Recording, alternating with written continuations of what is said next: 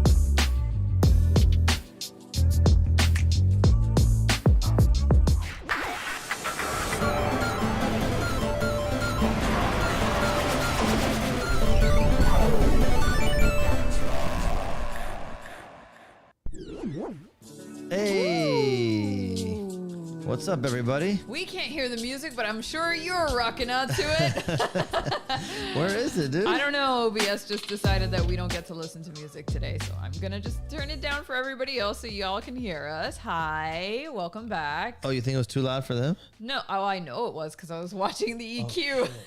No, it wasn't that bad. I had it controlled. Oh, okay, I'm just saying, like, I don't want to blow anybody's eardrums out with us talking over the music. Anyway, hi. What's up, guys? Welcome to another episode of Attack the Block Print. Your favorite printmaker, Peter Santa Maria, a.k.a. Attack Peter, and my lovely and charming and intelligent and talented wife, Gaby Cruz. Wait, it was check very our sound presumptuous of you to say that you're everybody's favorite. Nah, it's fine. That I can hear. That you can hear. That I can freaking hear. Oh, by the way, here, get ready to hit the applause button. Oh, no. Okay, go ahead. Hey! At least you cleared it with me beforehand. God. Anyway. What's going on, guys? Hi. Yeah, another awesome episode, another Wednesday night. Super excited to be here. If you were with us last week, then you remember I carved this Darth Vader block that is in focus, yes? It is in focus. Nice. It was for a moment. How about now? Sure. I can has focus? Yes. And then, which I used to print this Darth Vader print portrait. It's been super fun. You know, I do these from time to time in the studio to kind of stay fresh and work out ways that I would stylize characters as a linoleum block carving. It's a big thing for me. I want to like figure out stylization, and so that when you see my work, even if it's next to other printmakers, you don't confuse the two. Now, that's going to be tough for me tonight. I'll be honest with you, because tonight I am doing a HELLBOY portrait. Yes. And Mike Mignola's artwork is the single artwork. I mean, it's got to be at least top three artists who got me to stop everything else I was doing in my life and focus on becoming a professional artist. So his art and his artwork and his style has influenced so much of what I do as a block, as an artist using block prints, that when I was sketching it out today, I'm like, this just feels like Mignola. Not exactly, not to say that I can draw how he does, but it feels so much like him, because even when I'm drawing like me, I know there's parts of his style that come through. So it's going to be a fun one. Can't wait to get into it. But before we do, what do we need to do? What do we need to do? I was going to say, I feel like we have a rigmarole. Yeah. Well, we got news tonight. Well, we have plenty of news tonight. What are the top as usual. headlines? I mean, we're obviously going to be talking Ahsoka. Ahsoka. We saw that last night. We're going to be talking definitely some video game news. Video game news. Gamescom is going on right now, right. So that we've got a lot of updates from the video game world. Yes. And as usual, I have some superhero news and also some horror movie news. Good. So we've got plenty of fun stuff to talk about today. Some good geekery. Yeah, good. I think so. Geekery. There's also, by the way, there was a synopsis for the new Godzilla show. We're getting a new Godzilla. Wait a second. Listen to this. We're getting a new Toho Godzilla movie this year. We're getting a new legendary Godzilla vs. Kong. and a live action Godzilla show, and there's a King Kong show, cartoon show, and a Gamera show on Netflix, all like happening at the same time. It's like overload of good monster goodness. Yeah, it's gonna be great. Yeah, so just want to say hi to everybody in the chat. Thank you guys for joining us. It's gonna be a fun one. See Ryan Dole, who says his favorite brother and sister duo.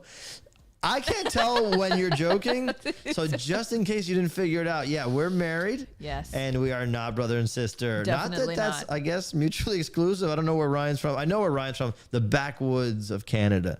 Wait, I don't know what you're trying to say. I don't know what I'm trying to say. Some people in Canada might be. We're not going to say it anymore. We're gonna jump right off this topic. But anyway, we're not brother and sister. No. I want to say that. Ryan, you ruined the show. Thanks a lot. No, but we got Christina Glover. We got Rich Bleachers, The Heel, the Attack Peter Print Crew, Heel, yes. Silver K, Adam Dashwood, The Archive. Send some good vibes to Raph, aka The Archive. He's getting some work done on his eye to finally work done. It's not like he's gonna get like a freaking cybernetic eye in or something. The poor guy is like seeing blood or whatever. But anyway, he's really going through it. So please send him your well wishes. Yes. He really needs it. And he's the best. And we hope that he recovers quickly, because as cool as it is to see Raph he does look cool in an eye patch, I'm sure it's not very comfortable. It's not fun. Yeah. It is cool, Raph. Keep the eye patch just so you can like have a cool throwback Thursday every once in a while. Yeah. But yeah, Mato Saw, what's up? Todd Reimer in the house. Hey, my brother's here. Hey, Botch is here. My dad will potentially be stopping by. Did I say potentially correct? Yeah. Yeah. How can you say it incorrectly? I don't know. It sounded like it came out of my mouth incorrectly. But yeah, I told my dad about the stream. Weirdly, he didn't know about it. He didn't know that we had a show. I think my mom knew, but she never told him. Anyway, he was like fascinated by the whole thing because he loves YouTube. Yes. And so I invited him to come by the stream. I mean, not like as a guest, but and here he is. Hey, Dad. Anyway, so hopefully he'll show up. Yes. What else is going on? Yeah, what's up with the chat? How's everybody doing? Yeah, how is everybody? It seems like everyone's doing good.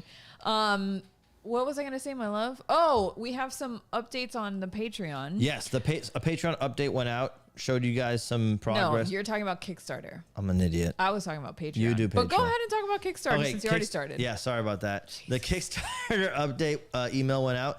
You can see the Takuro figure coming along nicely. They were showing you guys some progress shots. So keep checking your emails for those. Let me just show you something because I wasn't going to do this, but I'll just show it to you. What are you showing everybody? This is a couple of pages from... Couple of pages from the Kickstarter? Yeah. Okay. From the people can't hear you. Okay, sorry. Hey, guys. There you go.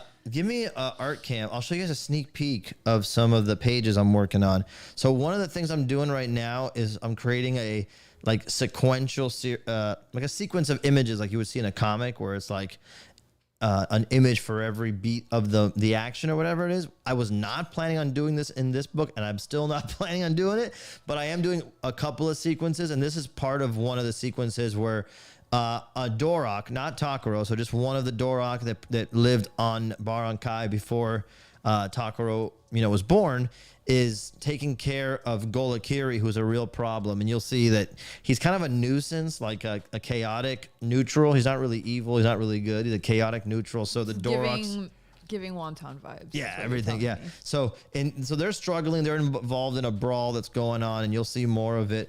But at this point, this Dorok is using his foot to like press him off of him, and it's like making him burp. So it's it's in reverse because it's a block print. Yeah, obviously. And so it's making him gassy and burp, and so he throws up. And that's another image you'll have to wait for the book to see.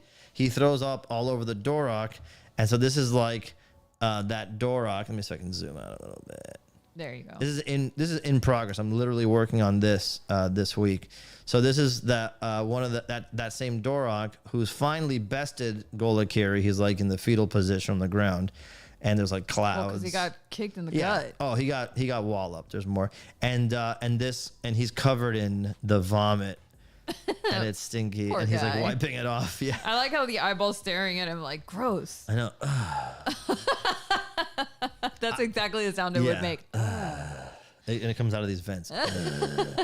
So look, The reality is probably the book is going to take the longest. I've said it before, because when we were first planning this, I don't think any of us took into consideration how much work a full book of block prints would be when you're creating a narrative. Seriously. But bring me back to life here. Oh, sorry. Yeah.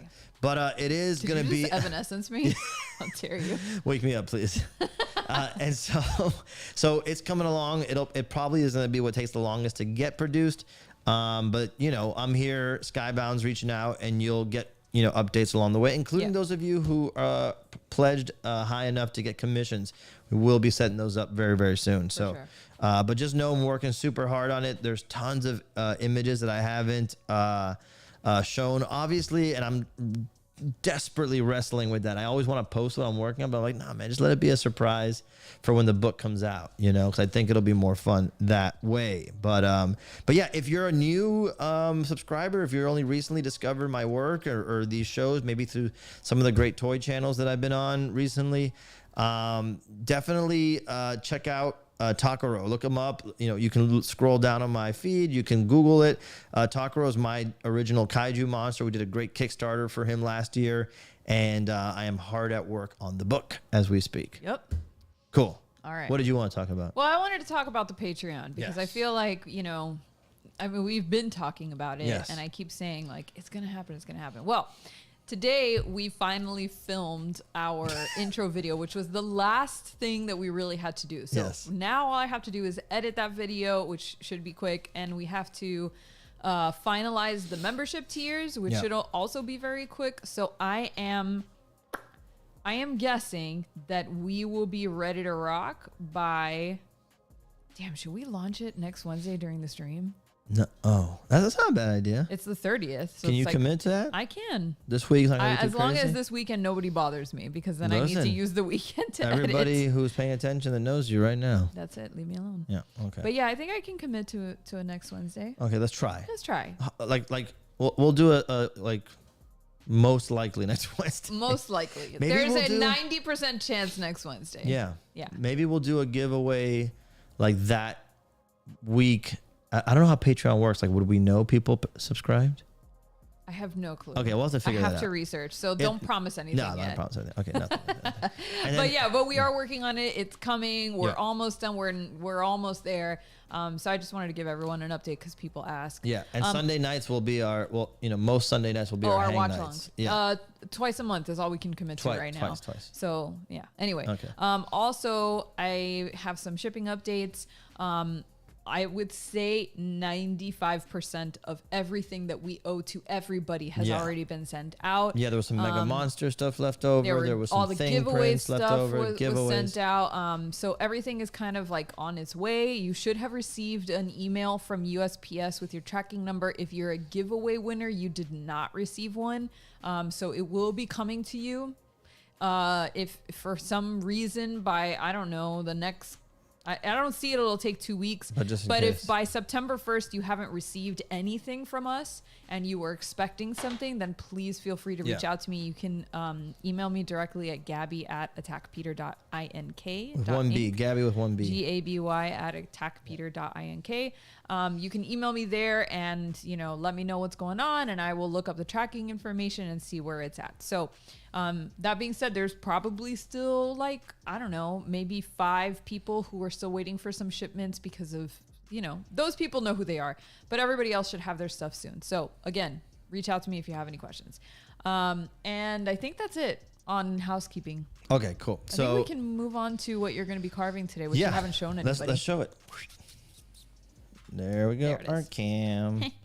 There's my Hellboy. What a good-looking guy. A nice little thick Hellboy there. Yeah. Hellboy is probably like one of my biggest fandoms. I love Hellboy. It's just perfect design after perfect design after incredible drawing style.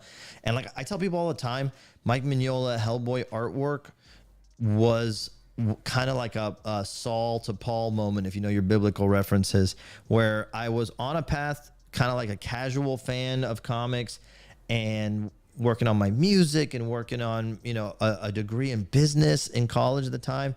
And I was like, maybe one day I'll get a chance to do something with art.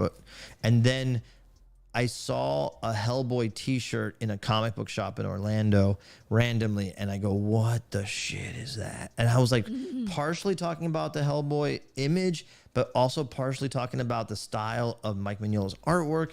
It just went boom, and it knocked. It's like, what is this? How do I find everything about this? And I bought, back then, this is like years, this is over 20 years ago. And back then it was impossible to find Hellboy anything. The best you could do was find like back issues here and there in random comic shops across Florida, but it was super hard to get the whole story and all this. And but Hellboy and that story and that world and that art style just really made me rethink what I wanted to do with my life. I'm like, I don't know how to explain what magic Mignola is wielding here on the page, but I want a piece of that magic. I want to try for it. I want to reach for it. You know, Mato on the chat says, I have Hellboy tattooed on my leg. I love Mike so much. Oh, Peter also has a few Mignola tattoos. He has Hellboy on his wrist, I can do it like a basic B. Sorry, I'm joking.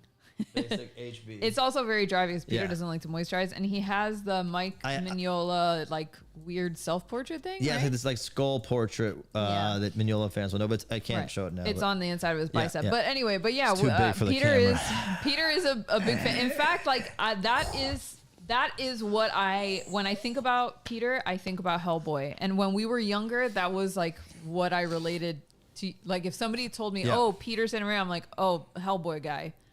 I swear. I know, but what was I doing like in the streets? When it was like the late days of Twice the Sun, I was and I think migrating. Yeah, well, our friend Puka, who I'm sure you saw once upon a time on our stream, when she was hanging out with you guys a lot because whatever.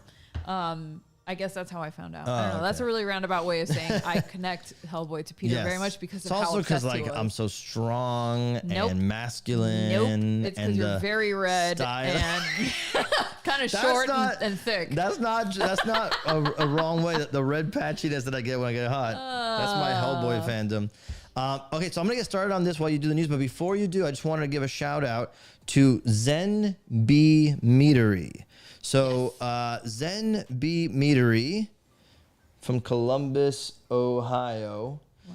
They hooked us up. Their owner is a patron. He might be on the chat. By the way, say what's up if you're here. We met at PowerCon because he had a meadery right down the street. And as we were talking, he goes, "Hey, you should come by and check out, the place." And I'm like, I love mead. I've drank it here for the first time in Miami, and I'm like, this is really good, yada yada. And so we couldn't make it to the meadery, and he said, "Don't worry, I'll send you some." And he sent me a freaking giant case of. Oh my god, it was ridiculous. I got home from school and I saw how much mead was in the kitchen. I'm like, oh my god, we're gonna die. Dude, it's crazy stuff. It's crazy. And like the amount of flavors, I didn't even realize that you could make it in so many flavors. It's wild. And the bottles are really cute. Did you show the bottles? I'm going to show them now. Yeah. Get off Instagram. I see you scrolling through there. Yeah, I was trying to find a more specific piece of information. Oh. But well, Anyway. Don't worry about it. So here you go. These are some of the designs. Hold on. There you go. Oh, there you go. Uh-huh. There's different types of, there's like different flavors. Like a that's chai so tea. crazy. I've never heard of. Yeah. Well, first of all, we need to talk to him about changing the name of that mead because chai means tea. So that label just says TT. Everybody's guilty. Well, I'm just saying. Jacked cherry sounds delicious. I haven't tried that one yet, but cherry, always good. Yeah, it's really good. And there was one that Peter already finished, I think. Yeah, that was the banana, right? There was like a banana one. Yeah. Banana flavor for me is the best. And then there's another one that was orange dreamsicle. Oh yeah. Which I really freaking liked. So he sent us all these. And if you don't know, I was unclear about what mead exactly is, but essentially it's wine made from honey. Yes. Right? It's like one of the oldest styles of wine, I think. Yes. Yeah. So it's really great. Again, it's called Zen. You can go zenbmeadery.com. It's not sponsored or anything. It's not like. No, he just wanted us to try it out. Yeah, but he sent me I'll show you there. There you go. Are you switching over? There you go. You're already switched over. Switch. There you go. And I'm gonna be savoring some of this as we do this. Oh, where? Hey, there's Dan. Nice. Thanks, Dan. Yeah, Dan. What a nice gift. Sent a killer supply. So like, we've been having some here at the house, and our friends have come over and tried it out. But if you're in the Columbus, Ohio area, or I don't know, Dan, if you ship, but if you ship your stuff online. But check it out and definitely give him a follow because, he's print crew. He's here hanging with us. So really cool stuff, man. Awesome. Yep. All right, get to work. All right, let's get to work. I've already been blathering on for 20 minutes without doing any work at all. Let me mead my ass up. Mead yourself. Yeah. Okay, I'm going to change it to art. Ahead. Well, I'm going to, this is a great time for us to start the news. Yeah. Right? Yeah. Entertainment news.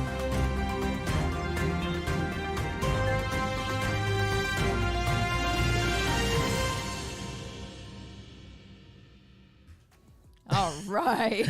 There you go. God, that singer's so good. Anyway. Yeah. So, news. Yes, the news. Obviously, unless you've been living under a rock, Ahsoka premiered yesterday. The first 2 episodes premiered on Disney Plus. And man, let me tell you, they were so good. Wait, I have to ask a question. Go ahead. Dan, do I drink this like wine? Like, is that a normal serving? Or is that like if I did... I don't want to serve that much, and then it's like drinking whiskey, and then I just go to the ER right here in the show. No, I think you're good. Just sip it. I'm sipping it, but I just want to know, like those. It's like regular wine. Well, Dan, let me know. Wait, did you just serve yourself something to drink, and I didn't get anything? Yeah. Did you want me to serve? No, I'll serve myself. I have a bottle here. Right. Anyway, so yeah, Ahsoka was. Ahsoka was fantastic to me and to many of my friends. Don't tell me some people were hating on it. However, people are hating on it. The dude. reviews are in, and apparently Ahsoka's one of the lowest rated of all of the series so far. No, dude. Right now, the highest rated premiere was Andor at 96%. But is it critic score or audience score? No, critic. I don't know if they're quoting the critic score or audience score, but it says here on Rotten Tomatoes, the series sits at an 81%, which is a 7.5 out of 10, making it the second lowest of the Star Wars Disney Plus live action series, above the Book of Boba Fett, which premiered at a 66%, which is sitting at a 66%. Yeah, sitting. Around on par with Obi-Wan Kenobi, which is sitting at 82%, and behind The Mandalorian, which is at 90%, and way behind Andor, which is at 96%. That's so shocking to me. Isn't that shocking? Because I really loved it. Now, here's the thing, okay? Ahsoka is one of those shows that unless you've been into Star Wars... Like, I'm not talking just into the movies, but the shows, the animated shows, then you're going to be kind of lost. And a lot of the criticisms that were in this article were about Ahsoka not being friendly to newbies. And truthfully, I've got to disagree there.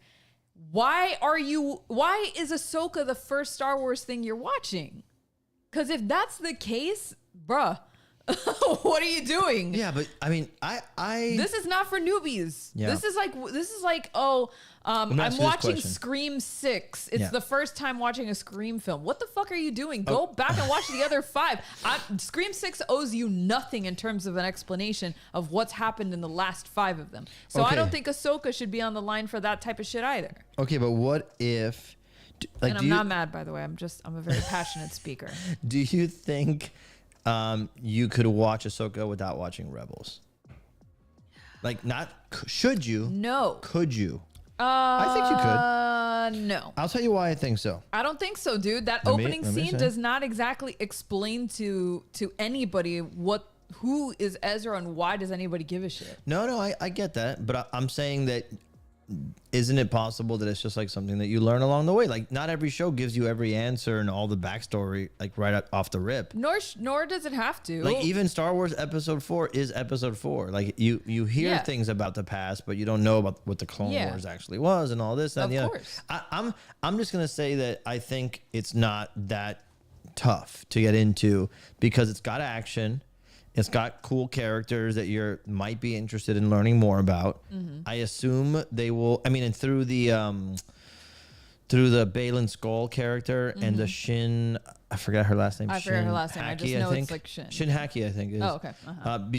Through them, you're getting like some explanation about the world between world stuff, and like that, like they're like your avatar into some of that stuff. Kind of. In other words, I don't disagree with you. I think people should, if they're interested in Ahsoka, they would do well to watch some of that stuff, even if it's a YouTube video recap.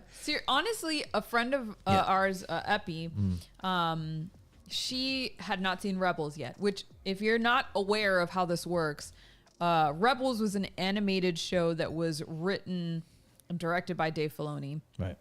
Who created the Ahsoka Tano character when he did Clone Wars. Rebels is a fantastic and very underrated Star Wars animated series. I think it's underrated and I think it's underwatched because it's animated and it does lean more towards like young teen level of watching and it writing. Builds, right? It hits. Yeah. Like the first season is kind of slow and a little bit of a drag, but it picks up in the second season and does not let go. It's really, there are some scenes in Rebels that are extremely intense for what the audience was. And the storytelling is some of my favorite storytelling in the entire Star Wars universe. It has one of the greatest villains of Star Wars ever, which is Grand Admiral Thrawn, who is going to be the big bad in Ahsoka. And the Rebels themselves, dude. Yeah, it's a great ensemble cast. The ensemble cast is absolutely incredible. I love all of those characters. I love them all to death. I'm telling you, man. I'm telling you that if you slept on Rebels, you can get on it now and you'll still have time to watch it and catch up with Ahsoka. Yeah. Or just watch a recap. Yeah. And then you can go back to Rebels later, but at least get the story. Man, I really don't think that fans are gonna have that issue. And you know what? I'm less concerned with what critics are saying about this show, and more concerned with what the Star Wars fans are saying, because everything is so divisive. And I was like, the worst I heard online was like, it's not fully based on Ahsoka. It's kind of like Rebels season 5, and they're not upset at it, but they're just thought it was interesting that it's not.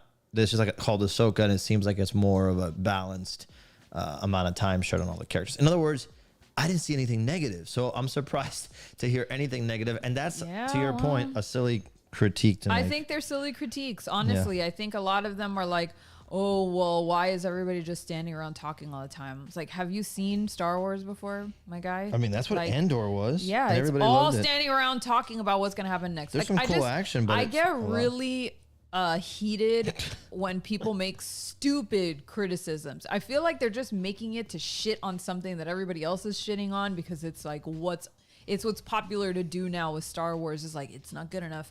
And so they just shit on it. I think it's great. I love Dave Filoni. I love how he writes. I think this is awesome. I'm so stoked to see this ensemble cast. So many badass women.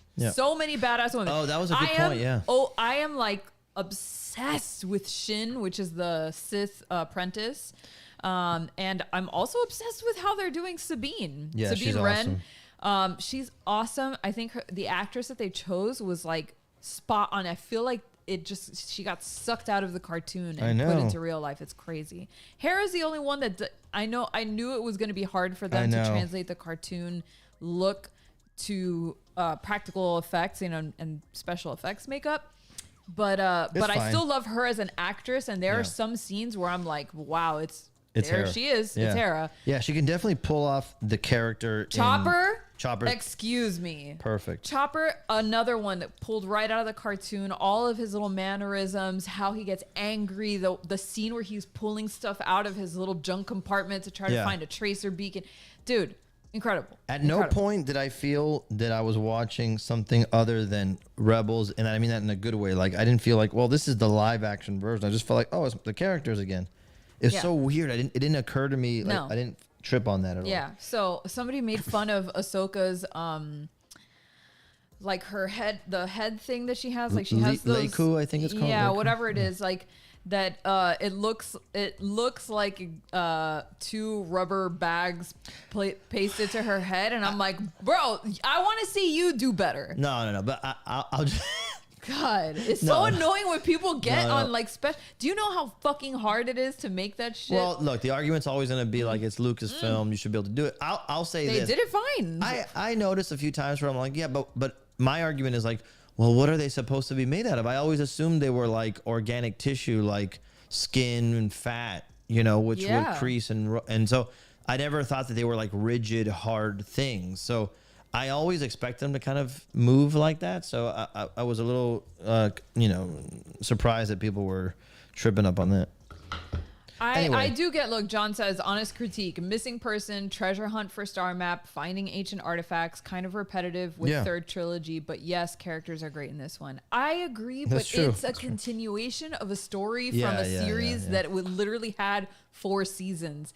It's not necessarily that we're just coming up with this new thing. I know, but that's a fair criticism because the way it's being marketed, it doesn't say season 5 of Rebels. So right. I know. Yeah. I know. He's right to straw man that argument like that. And I could see why people would be upset.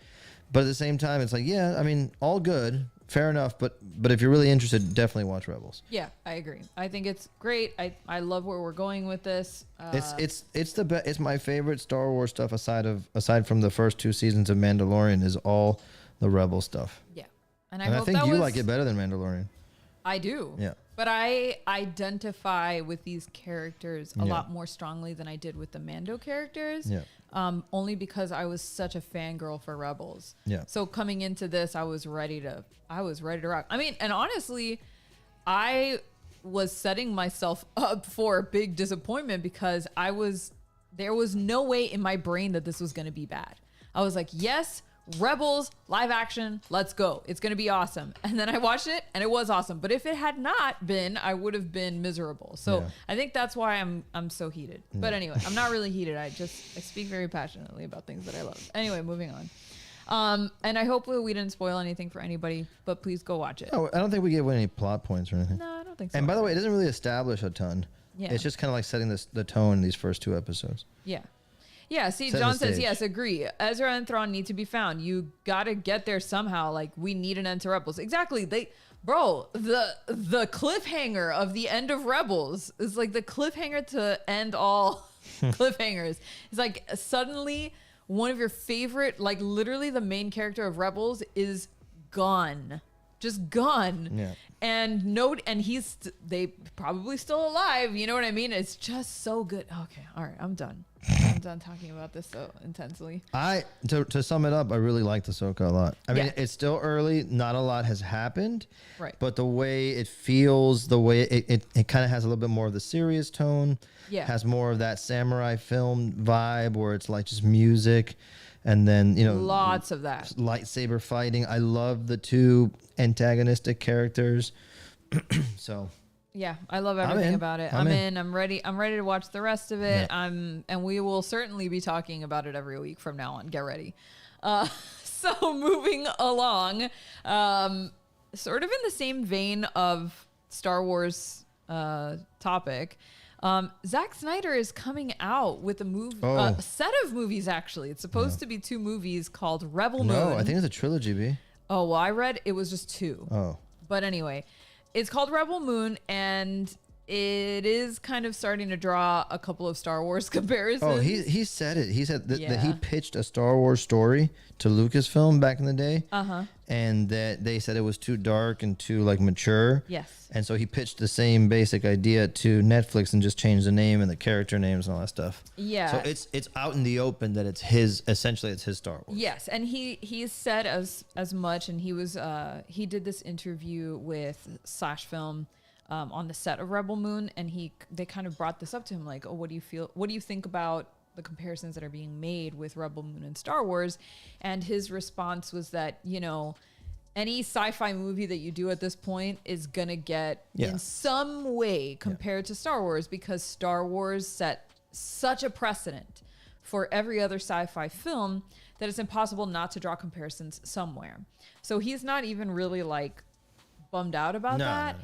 He's like, I wanted to do something different.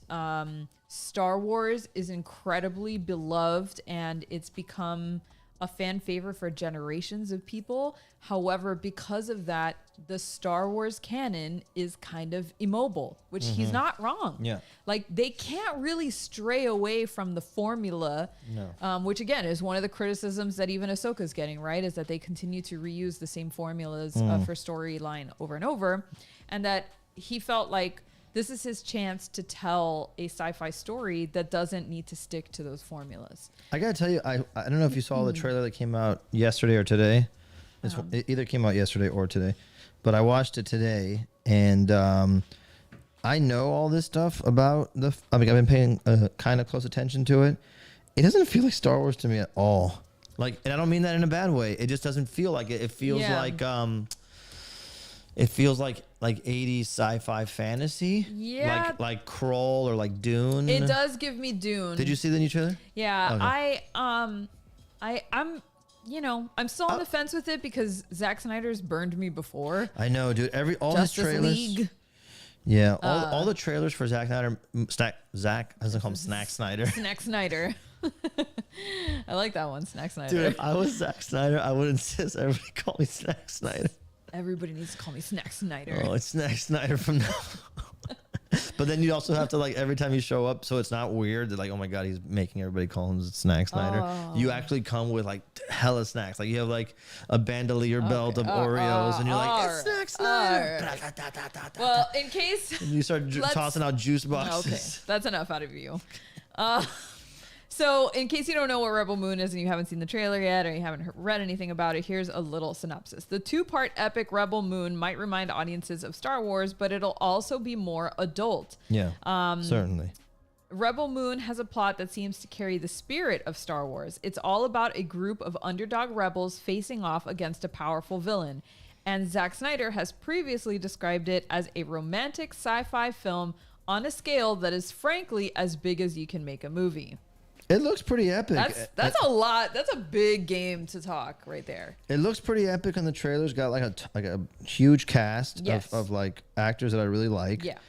There's some designs that look great. Yes, I agree. But like repeatedly, every time I would see like a monster or a spacesuit, I would never think Star Wars. Like at one point I said, oh, it reminds me of Warhammer. It reminds me of Dune. It reminds me of The Witcher and some stuff. Like it just never really felt. And I'm not even saying it's a bad thing. Like to his point, like if everything is going to get compared to Star Wars, this aesthetically at least doesn't feel like Star Wars. It feels like a space epic, like Correct. John Carter. Correct. It feels like he's putting his mark on sci-fi, like the way that he sees it. I also think that he's trying to go more towards like there are rated R versions of this movie being cut along with some more standard like PG-13 stuff. But he wanted to make a rated R Star Wars. So this is like his. So is the main cut for Netflix rated R? It just says the standard edition will not be rated R, but that rated R versions are being cut. I don't know what that means. If it's going to be like a special thing to see a rated R. It's coming out on Netflix. Like Netflix has R-rated stuff all the time. I agree. What the heck? Well, on that note, Rich has decided on today's song. Which apparently is going to be Rebel Rebel by Bowie. Can I say something? And I don't know that song. I don't know that. I think I know it. Rebel Rebel. That's the only thing you know? Rebel, Rebel. Why do you sound like a bug trying to It's the guitars and the drums together. They go, I'm going to look it up on I used to my think phone really forever quick I thought that was the Rolling Stones. No idea what this song sounds like. Ding, ding, ding, ding, ding, ding. Hold on. I do know that song, but I don't know how it goes at all. I just know that part. All I know is that part, but let me hear it a little bit. Pull the lyrics up. On the monitor? Yeah, so I can see them. Wow, the lyrics literally start with do do do do do do do. I can do that. Do do do do do. Is that how they use it? I have to get to the Rebel Rebel part because that's the only part I think I could probably do. And you know, you can put your phone right up to the mic, and for the background music, we're not gonna get copyright strike from that. You don't think so? No, it's like 5 seconds, like shitty through a microphone. But let me find it. Hold on. Keep talking. Yeah. So You're not talking. Oh, start singing the Just song. sing. Well, anyway, I saw that trailer, and I gotta tell you, there are some Zack Snyder All right, movies. Here we go. All right, hold on. Okay. Hold on, I'll sing it now. All right. Okay. One. Okay, two, hold on. three, No, four. not yet. Wow, but how much of a preamble? All right, here we is go. that? Here we go. Rebel, rebel, you've torn your dress. Rebel, rebel, your face is a mess. Rebel, rebel, how could they know? Hot tramp, I love you so. Nice job. There you go. I have no idea. I had to That was good, dude. sort of figure that out. Anyway, You could learn songs fast. you know, I'm not really a David Bowie person. I know that's like sacrilege I to think I say, but am. there's like maybe one or two songs that I like of Bowie, and I'm like, oh, yeah. No, I think there's more than that. But I think we forget which ones are theirs. But my favorite David Bowie song, this might be sacrilege, is the song that he did with Trent Reznor, I'm Afraid of Americans. I think that's the best one. And my least favorite one is Dancing in the Street with Mick Jagger. And the worst the video one of I all like time. is the one from Guardians, Moon Age Daydream. Daydream. Yeah. I like that song, but like I'm not You're not like a hardcore I'm Bowie not a guy. Bowie person. I don't know. I like it. I'm not like, oh my God, it's David Bowie. I know people like that. Rich says that was one of my better ones. Thank you. Nice. Thank you. Peter singing Happy Nation or The Sign. I could. What? What's Happy Nation? I have no idea. But yeah. So anyway, the point is, a lot of people are super diehard Bowie fans. I agree, dude. It's crazy. It's good You jams. know, at one point, there was some of my students who were really into David Bowie. No Like kidding, there was like like you a getting cool again? There was like a renaissance where it was That's cool cool. to like David Bowie. Whatever. That's Anyway. cool. It's good stuff. Yes, it is good stuff. Thank you for that, Rich, by the way. That Dude, was Rich, fun. thank you. Yes. Yeah. I keep saying that I'm going to create a playlist for Rich to pick from, or anybody else, by the way, who wants to make me Yeah. sing. But I keep forgetting. I'm just so busy. But Yeah. Just publish your playlist. On no, because the thing is, I moved from Spotify to YouTube, and so I don't have Like I don't the have any playlist? playlists anymore. So I have to make a new one. You can. I think you can import them. I'll try. Yeah. Anyway, Do it right now. okay, moving along. All right.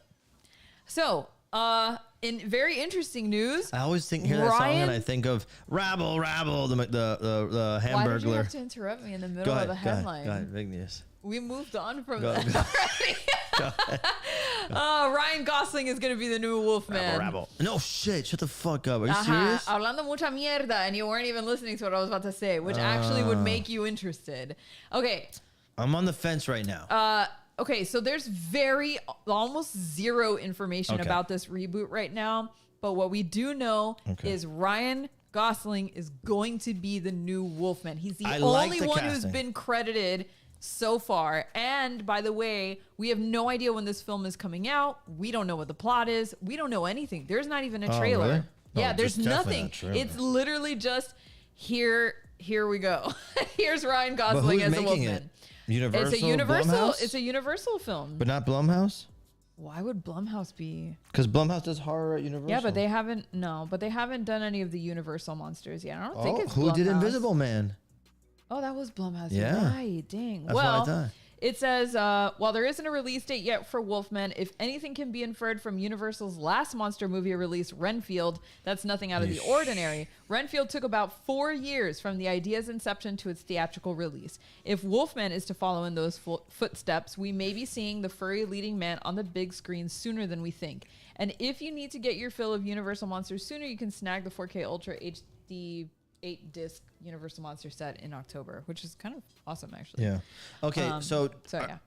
I'm gonna first off not knee jerk. I love Ryan Gosling as an actor. Yes. I think And you haven't even seen Barbie yet. No, but I've seen Drive. That's all I need to know. Drive is awesome. Yeah. So I'm good with that. I'm always going to be nervous with these Universal Monster remakes. I feel like they don't understand how to do this shit. I feel like the way you do Universal Monsters now, I said it before on the stream, is you look at Barbarian, you look at Antlers. Oh my God, yes. Antlers. You look at even the Boogeyman, that recent film. We need tension. Yeah, they're all three of those are monster movies. Even Invisible Man. Yeah. They nailed it with Invisible Man.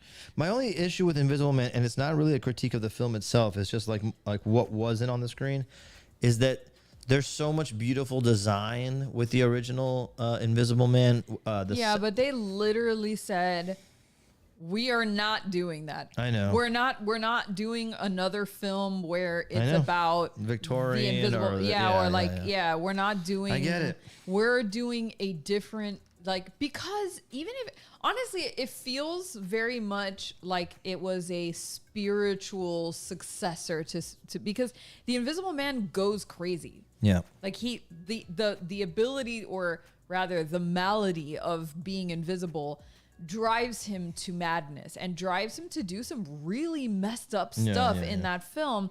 And so I think they just took that same seed of the idea that invisibility could drive you to be a horrific person, even if you may not have started off that way.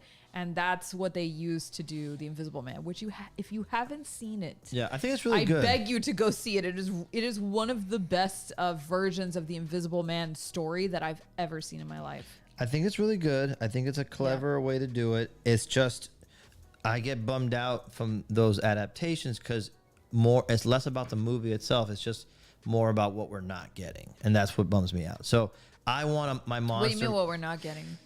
Again, that if you do the Invisible Man that way with that military suit or whatever it is, it doesn't feel as haunting and horror-y as the classic stuff. It was such a thriller the whole time. Yeah, it's definitely a great tension-building movie. So no, it's super entertaining. I recommend people checking it out. I'm just saying, I wish we could. I used to say it can't be done anymore. You can't do a contemporary horror movie that's actually scary with a monster. Audiences have evolved past it.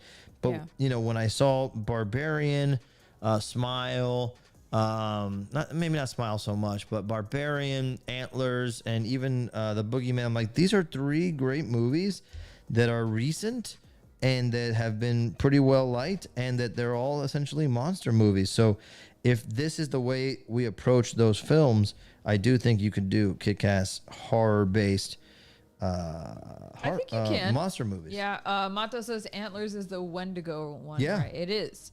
And it's really good. It's like a body horror type of movie. Yeah. Peter continues to say that it's one of the better monster films that's come out recently. Those are the 3 that I think of. It's Boogeyman, Antlers, and what was the third and one? Barbarian. And Barbarian. They all which feature, is another it's a great movie. fantastic. My God. If you can get it, for me, Barbarian was. anything. I'm not. Barbarian was the first. I guess it was 45 minutes, maybe 30 to 45 minutes, were so tense that it was hard for me to get through it, and I ended up having to spoil it for myself because I wasn't going to continue watching it because I was so anxious watching it. But if you can get through that, it turns into a great thrill ride. It's a great time. It's got one of the best payoffs ever. But I do for wusses, and I'm not really that much of a wuss with horror films, but that one got me in the first. Just the tension building was too much for me. I started to get very overly concerned for the well-being of the people on screen, and that was really messing with me. But anyway. Well, like I said, I just cite those because as they talk about a new Wolfman movie, it's good to see that it can be done right, man. Whether why not? Even if you don't love those movies, just seeing them to see what could be done, I think is really cool. By the way, I don't know if you put this in the headlines, but we should talk about it. The new Toxic Avenger movie announcement with the poster and the little. We talked about it last week. We did?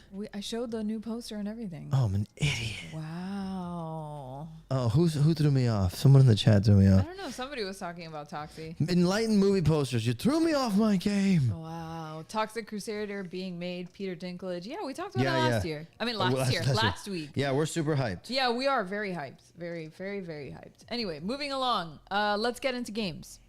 So, if you didn't know, Gamescom is one of the biggest gaming conventions in the world. It takes place in Germany every year in the fall, or late summer, if you want to call this late summer. And day one has already wrapped up, and we've got a lot of big announcements coming out of Gamescom. I'll go over just a few of them because I don't want to spend too much time here. But for example, we got a sneak peek of the Fallout TV series, which is going to be on Prime Video. Oh, I didn't see that. Yeah. And did you watch it? No, I haven't watched it yet, but it is going to be the TV adaptation of the post-apocalyptic franchise that, unless you've been living under a rock, has basically taken over gaming. I don't know. The last one, it was the last installment that wasn't that great, right? Well, a lot of people loved it. It was just felt dated. Oh, 76. 76. Yeah, but that one had some issues. I think it's better now. No, but now everybody loves it again. Yeah, because they did some updates or something. Yeah. So that's coming out. There was also Starfield's first mission. Oh, that looks really good. Shown. I'm still on the fence. I need to watch it. I need to watch the gameplay deep dive because I've been on the fence about this game since they started putting out gameplay trailers. But I was like, oh, full disclosure, because it looks so involved in a good way. I just don't know if I can get behind it, but it looks awesome. And that I saw that footage that you're talking about, and it's really enticing. So it says the first mission of the game has players on the Argos Extractors mining outpost on the moon of Vectera, mining for ores before wandering in a tunnel alone, where we discover and interact with a weird blue deposit, which leaves us unconscious with a transition into you waking up and commencing the start of your character creation. Just like Skyrim. I know, dude. That's why I was like, oh, hey, you're awake.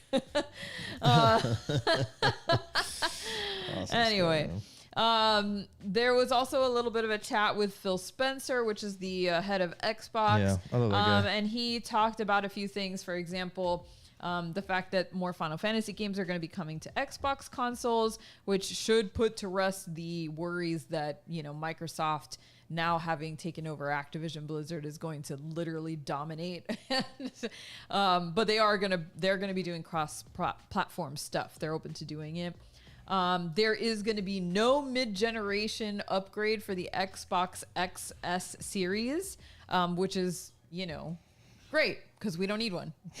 Honestly, I hate those. I hate that shit.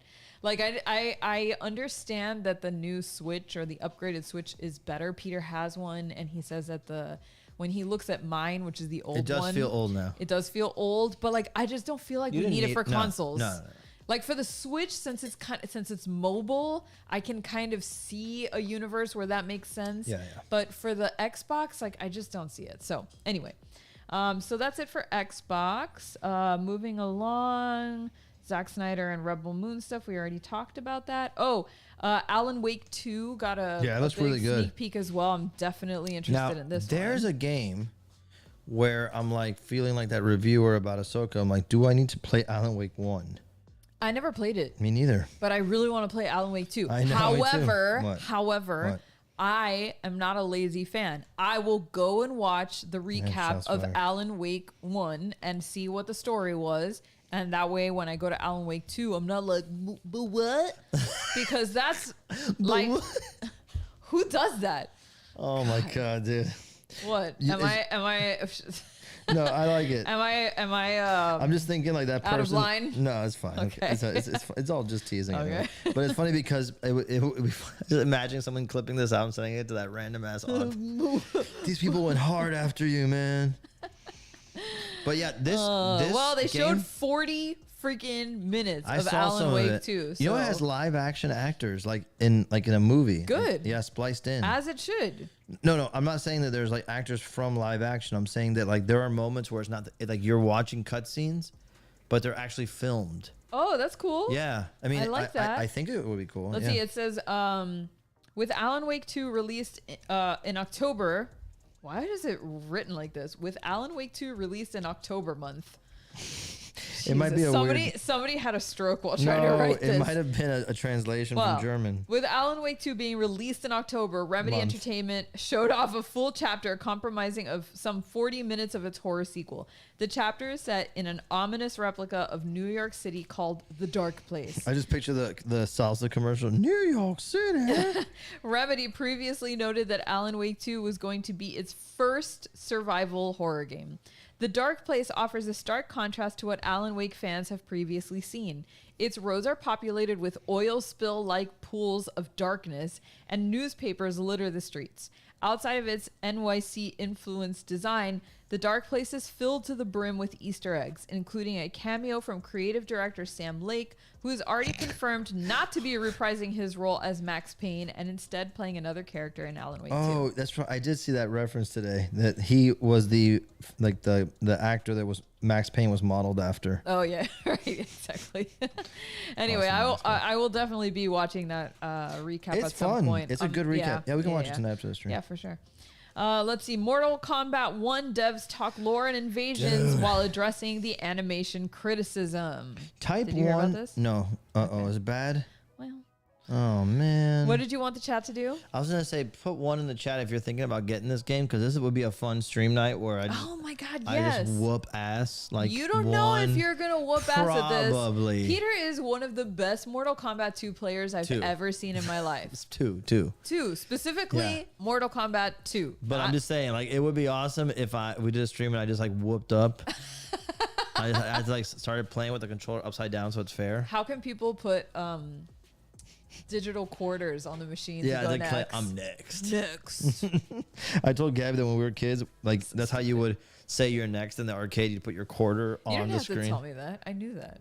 I told Gabby about these things called video games. Get to work. Oh my God. IGN sat down with NetherRealm's story and voiceover director to discuss the lore and how it has changed in Mortal Kombat 1 as the next main installment serves as a reboot for the series. Bro, if you haven't seen the trailers yet, Mortal Kombat 1, the reason why it's called Mortal Kombat 1 is because it's rebooting the whole series. But it's interesting because it's like rebooting in like a weird timeline. Yeah, thing. it reboots in order. Like in other words, like it's a reboot that's meant to take place after all the ones that have come before. But it's crazy because Liu Kang is like the elder god now, and Raiden's like his little Padawan. Exactly. So funny. Let's see. Hi, I'm Raiden. A separate interview had us talking to Mortal Kombat co-creator Ed Boon, where he addressed the criticisms made about certain attack animations featured in Mortal Kombat 1. Bro, what? Don't tell me it's too violent. We're back to the beginning. I mean, I will Tipper Gore. Let's see if there's any like specific things here that he wanted to talk about. Oh my God. Let's see. Dude, leave Mortal Kombat alone.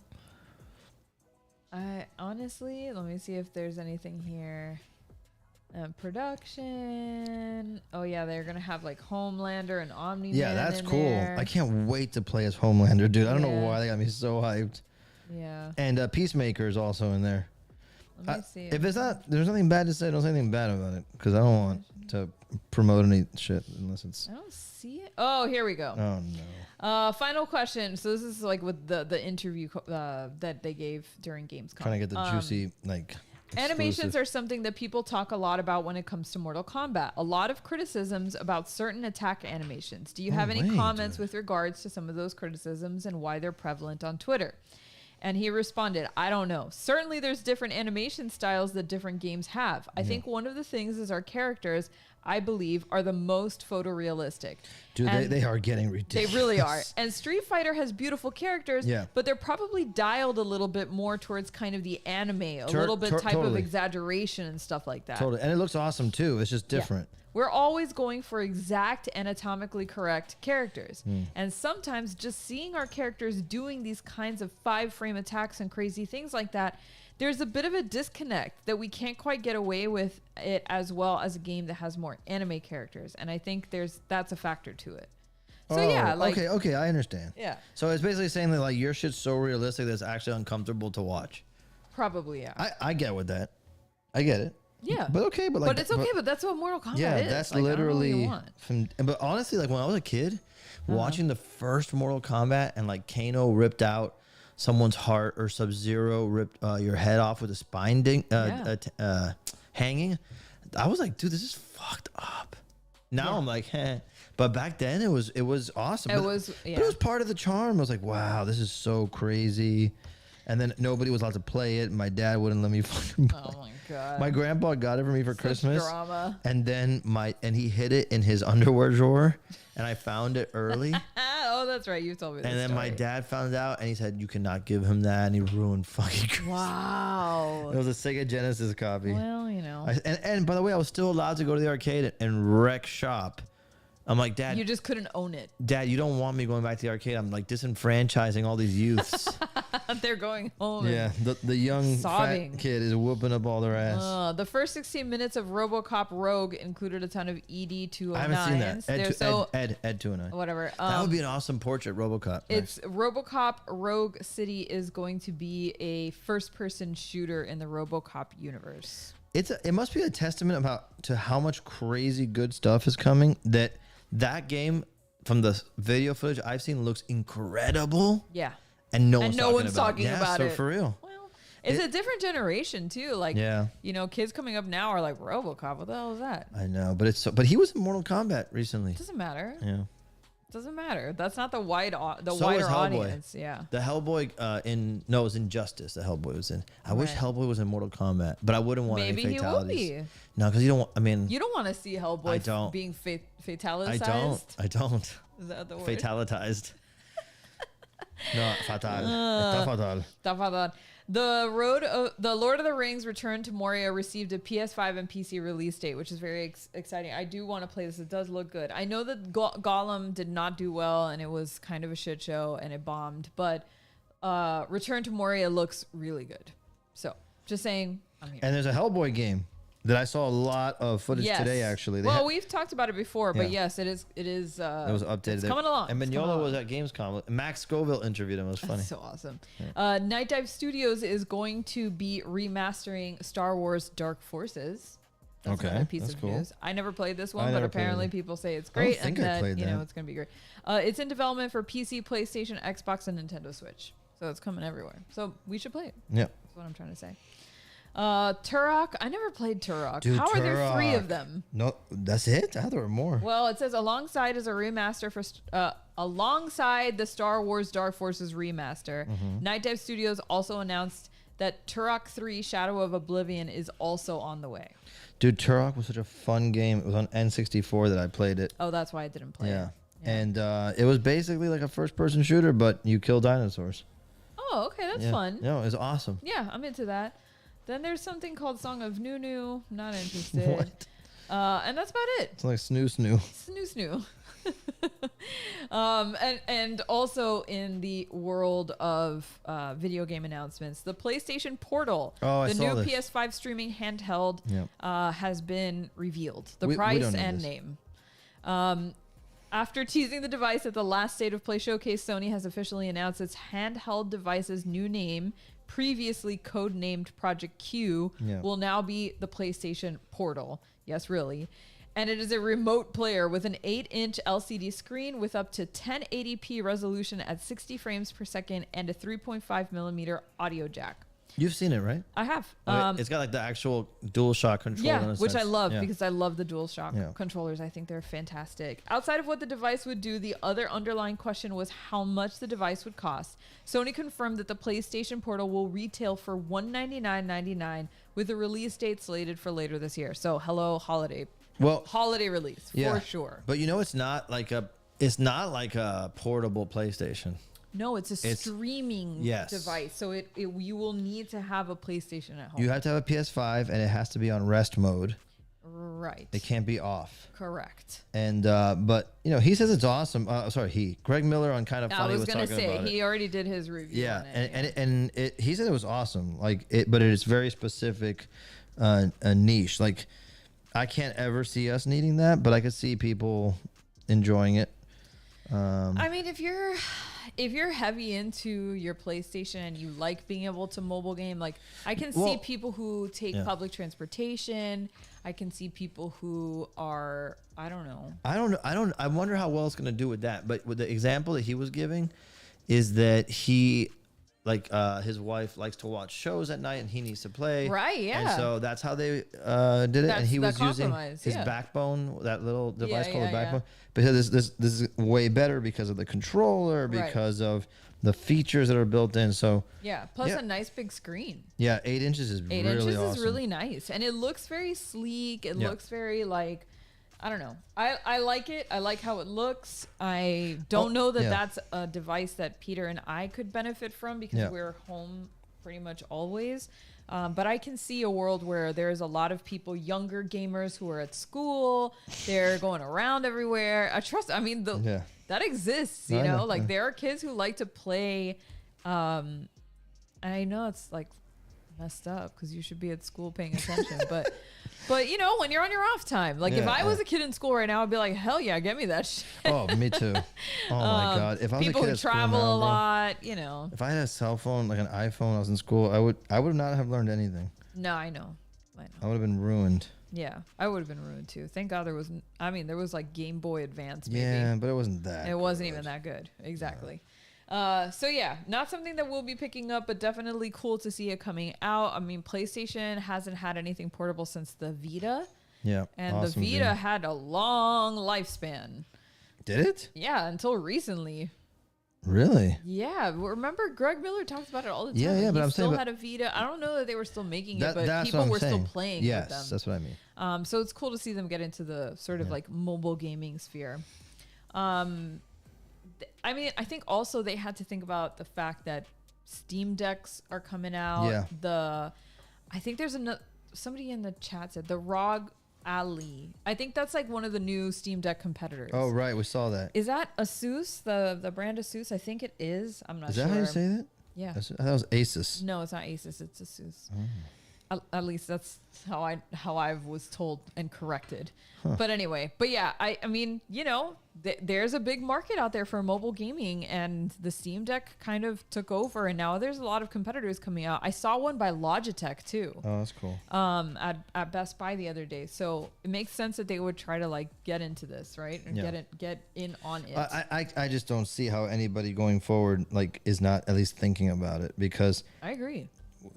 If I didn't have any consoles and I started traveling like I did this year, I would have just bought a Switch just for that reason. And even if I never played at home, I would just have a Switch for me traveling. You know, I don't know. That's I just think exactly what you did this year. But he literally bought a second Switch just so that he could have one to travel with. It was because Zelda was coming out. We both wanted to play it, and I was going to be traveling when it came out. And I'm like, I gotta, get one of these. And then every time I tried to play on the plane, I would fall asleep. It was dumb.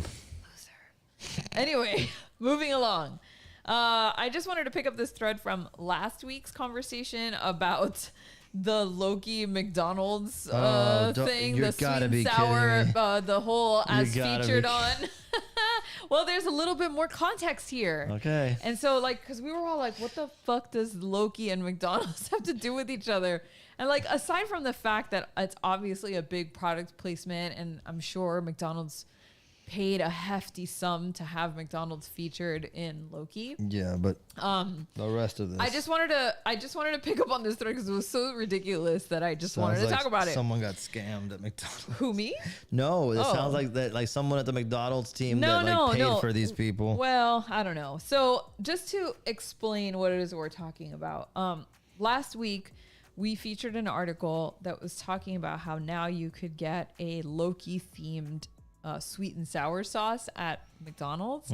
And what it says is like as seen on the TV show Loki, right? Like that's what the sweet and sour sauce hack says, right? My blood is boiling. And apparently McDonald's has this whole as featured on series that's going on right now, where it's sort of like branding its packaging to show off all the different TV shows that we've seen McDonald's featured on. And that's what we were talking about. It was so ridiculous. It's like, who would be impressed by that? Nobody. It's just marketing. And I guess it's like trying to subconsciously tell people like, you want to be like we're Teen part Wolf? of yes. Drink a Pepsi. Oh my God. And so anyway, it was so ridiculous. And so I saw this article and it says Loki producer talks McDonald's connection. I'm like, good. I want to know why McDonald's is such a big deal in gun Loki. Pointed to head. The upcoming second season of Marvel Studios' Loki series sees the return of not just Tom Hiddleston's Loki, but also his somewhat unpredictable partner in crime from the first season, Sophia DiMartino's Sylvie. The first season ended with the timeline fractured after she took down He Who Remains, played by Jonathan Majors, who probably won't be back. Yet from the looks of the trailers for the second season, when we first catch up with her, she's working at a McDonald's restaurant outlet. But the question is, why is she there? It turns out the idea somewhat originated with DiMartino herself, who was asked on the last day of filming where she thinks the character might go next, to which she reportedly said she might be really hungry. He explains how that ties in with the fast food chain. So here it is. This There's character. nothing you can say, by the way, right now that's gonna make me go, "Oh my god, that makes so much sense now." So go ahead. It kind of made sense to me, but maybe they got me. This character had been on a decades-long, maybe centuries-long revenge mission.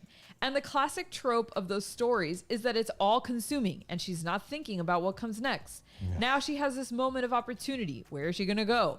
When we stayed in the view of character, this woman who went on the run as a child had been running through time, a fugitive of time, living in apocalypses, never being able to relax or slow down. The novelty of walking into a 1980s McDonald's looked appealing. You play a little league game, go to McDonald's. You go to a kid's birthday party at McDonald's. Someone like Sylvie would never have experienced that and would be really taken by that. I was worried that McDonald's would think we wanted to do something ironic or make fun of them. But we were selling an earnest story, a love letter to nostalgia through a character's eyes who will see all of the novelty and joy in it. Folks. I can kind of see it. Give me the one. I can kind of see it. Why do you want the one? What do you have to say right now? Hold on. You just heard, and believe me, now that I've worked in this business officially for a few years, you just heard the most horseshit, bullshit explanation of why they decided to put a simple ass product in a show, which nobody's offended by. I don't care. Nobody that I know cares. Put it in. I'll subconsciously get hungry. I'll subconsciously get McDonald's. But don't just save me the horse shit. No, I can kind of see it. I can see it. Like Gaby, there's a moment in what you just said. You can take me off the one. There's a moment in what you just said where you stopped and then the bullshit began and you could have said anything. Watch, reread the statement. I'll tell you where to stop. This character had been on a decades-long mission. The classic trope of the story is all-consuming. She's not thinking about what comes next.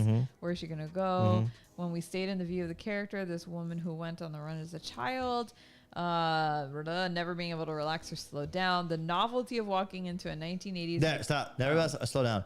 The novelty of ... It could have been the novelty delivering a whale's baby. Right. The novelty of ... skydiving into a volcano. The novelty of ... getting with a friend in one of those horse costumes where you're the front legs and they're the back legs. Okay. Everything. You can say anything. Oh my God, Ryan Dole, Mac Attack Peter. Make it happen.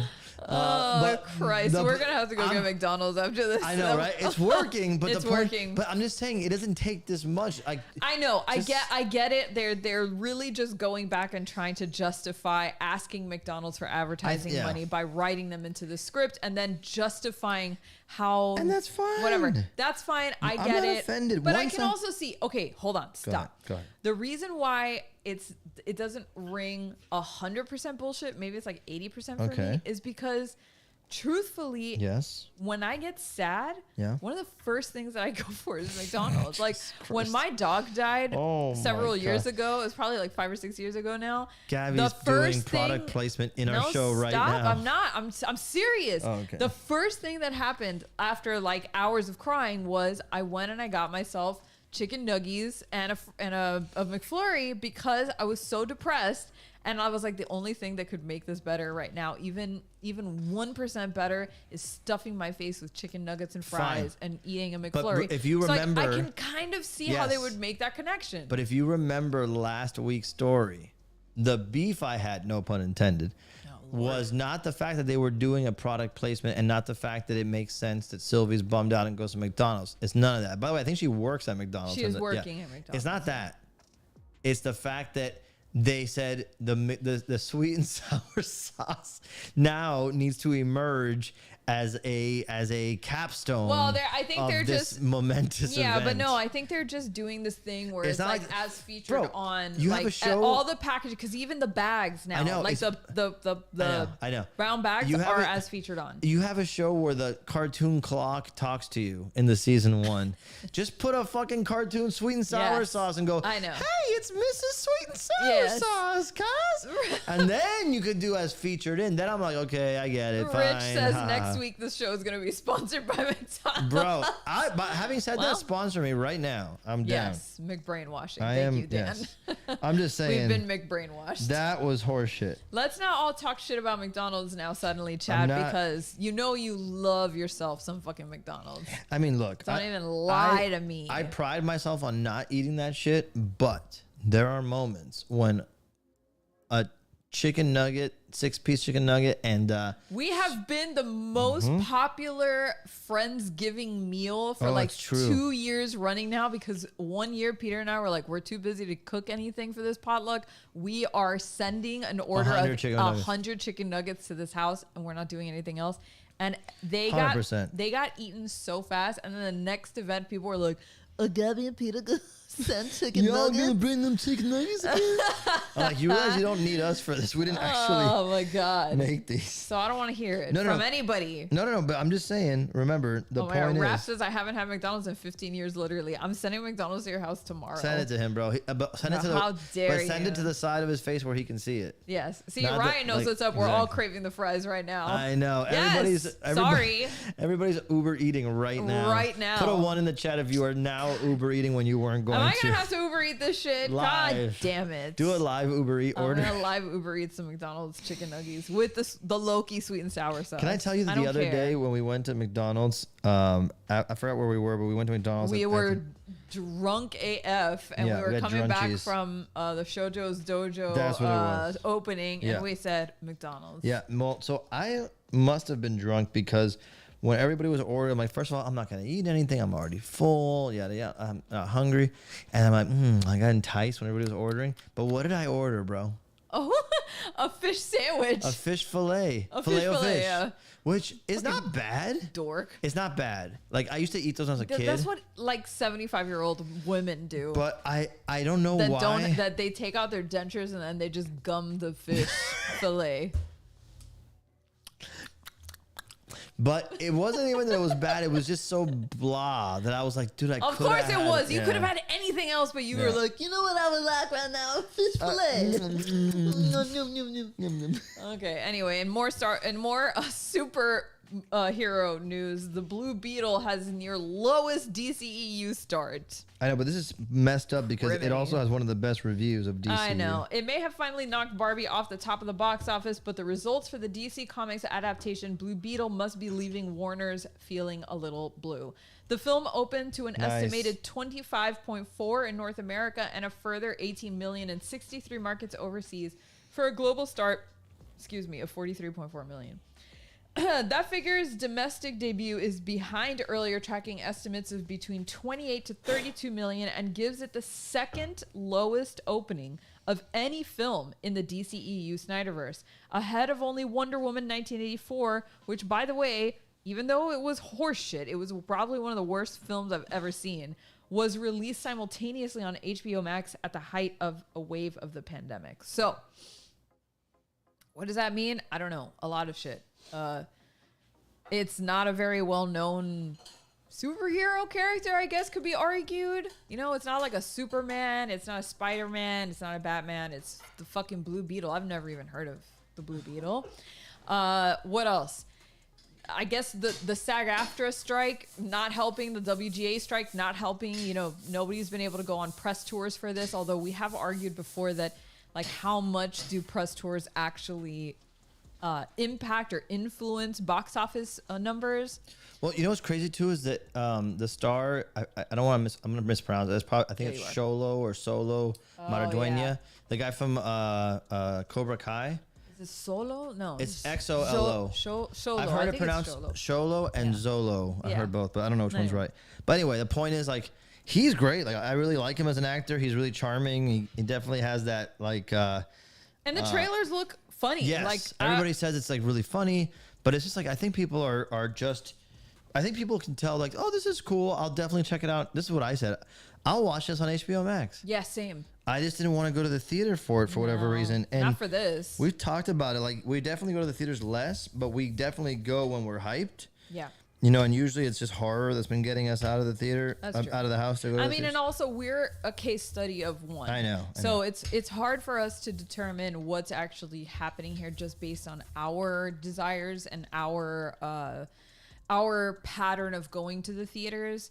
But I know that we're not totally alone in this. And I said it before. Like there was a time where I don't care what superhero it was, I was not missing it. I was going. Yeah, but we also went through the dark ages when there was no superhero films, and if there were any, you got fucking Green Lantern with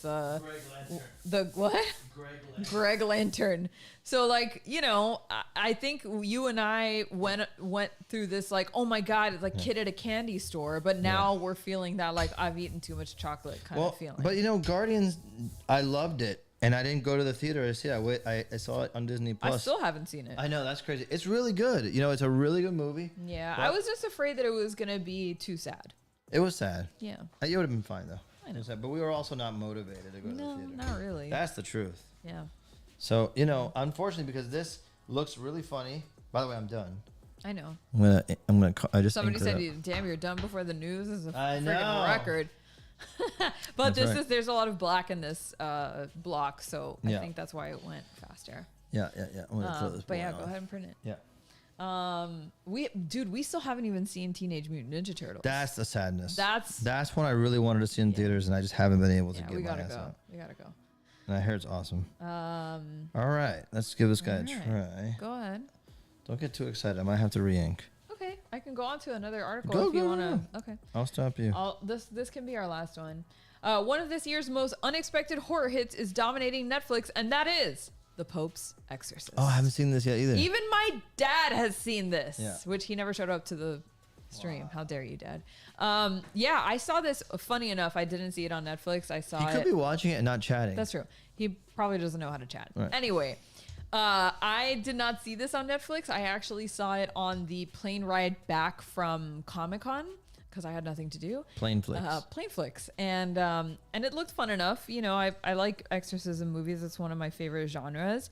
And, you know, Russell Crowe. Like, why not? Dude, let me tell you, it was a fun time. It's not the best film. It's not, if you're thinking that you're going to get like the original Exorcist, you're not. It's still kind of hokey in many ways. The acting is a little questionable at times. It looked more action-y. Like it looked more like National Treasure. It's not. No. It's not. It's definitely got the same suspense building that most exorcism films have, where they're just like, they're marching you towards the inevitable showdown with whatever demon is possessing a child. A child. Except in this case, there's some really cool, like, historical stuff going on. Like National Treasure. There are ties to the Crusades. There's tied like to the Templar Knights. Like, okay, we get it. It's like National Treasure. It is, I guess, in a way, but very demonic. So. Anyway, that's all I have to see. Go watch it and then slide into my DMs and let me know if you liked it. Because I actually really liked it. I thought Russell Crowe was very funny. You really liked it? I did. And it was okay, but I liked it. Oh, okay. Because I didn't watch it thinking that you were like, it's okay. No, I was pleasantly surprised. Oh, shit. Okay, I'll watch it. Russell Crowe was really funny, and it's based on a true story. So. Has anybody seen, before I reveal this, has anybody seen the real video footage of the Father Lamort? Father Amort. Amort. Doing an exorcist, because I was showing an exorcism. Exorcism. I was showing it to Gabby the other day, and my dad, and her dad, and I was like, the first time I saw it, I'm like, okay, this is either ridiculously fake. It's so fake, dude. I can't believe you got duped by this shit. Let me finish. Okay. That it's so fake that the only way someone would put this out there without being ashamed, with this much of public attention on it, would be that it's actually real. And it's not that much public attention on it. It's just on YouTube. Yeah, but on YouTube he's big. The Amort guy? My love. Yeah, I'm just saying. I'm not saying it's real. I'm just saying. It's so not real. Yeah, okay. Anyway, okay. Then why not? Why does he get the fame and not other fake exorcists? All right, here we go. Because he's funny. Yeah, but he's not that funny in real life. Okay, go ahead.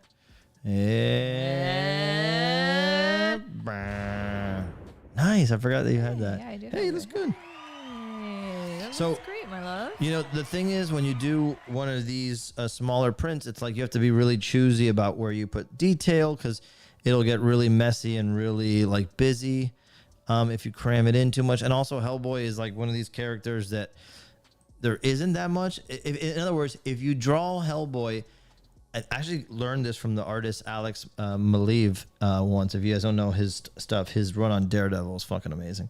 But one time he was drawing a Hellboy picture at a convention for me, and he goes, the thing about Hellboy is you kind of have to draw him like Mignola draws him, or it doesn't look like Hellboy. And I'm like, yeah, I agree with you. Like, there are amazing artists who I've loved my whole life who draw Hellboy in a certain way, and it doesn't have any connection back to Mignola. And I'm like, I just don't love this. Yeah, it doesn't hit the same way. I don't want Mignola knockoffs either. Anime has that same phenomenon It's where weird. if you try to stylize anime characters, especially beloved ones, too much, it loses its shine. Yeah. And Hellboy's just one of those characters where I'm like, I always try to figure out what I can contribute to it, make it a little different. Like, I treated the beard hairs differently here. I added like, a few mark making differences to make it feel more like a block print. But ultimately, like, if I don't draw Hellboy that feels Mignola-esque, it just feels wrong altogether. But, fun one to do. Love Hellboy. So thank you guys for hanging and joining on this stream. So before we get going, we did say that next week, hopefully, we will be able to launch the Patreon. Yeah, next Wednesday. That's what I'm shooting for. If I can edit everything this weekend, which I should be able to. It's a 3-minute video. Okay. Don't get too hyped, but maybe don't get too excited. But we will let you know ahead of time. I'll send. Yeah. If you're not already subscribed to our newsletter, I suggest that you do. I send out an email every Wednesday to let you know that the stream is going live. I also update to the YouTube community tab, and also to the Print Crew Facebook page. So there's plenty of advance notice for you to know. And I will be making an announcement about the Patreon going live in those announcements, so that you're here for the launch party. I guess we'll call it the launch party. Don't call it just yet. I'm not. I'm just saying, if it does, then it will be called the launch party. If we launch, and if it's not next week, then we will let you know. No, we just won't let you know. No, we will. Oh, we will. We will. We're going to be here next week either way. We're going to be here next week either way. The question is whether or not we're launching this. Real quick, before we split, we're almost at 3,000 subscribers on YouTube, which is freaking, like 2,700 and change. Oh, shit. But, so we're getting closer all the time. Like, we're not saying we're going to hit it tonight, but if you haven't subscribed, if you're just hanging out from Instagram or whatever, just hit the subscribe button. We really don't like spam videos or anything like that. We don't do crazy notifications or anything. No. But hit subscribe. It just helps the channel grow. And of course, if you guys can leave a comment in the chat tonight, not in the live chat, but in the actual comments, tell me what we should do next week. The Hellboy came from a comment. Darth Vader came from a comment. So leave the comment literally underneath this video. So go down where it says leave a comment, leave it there. Don't put it in the chat, put it in the comments. Let us know what you want to see. Give us ideas for the Patreon, whatever it is that you want. But it also helps to boost the video in YouTube and get more viewers in here.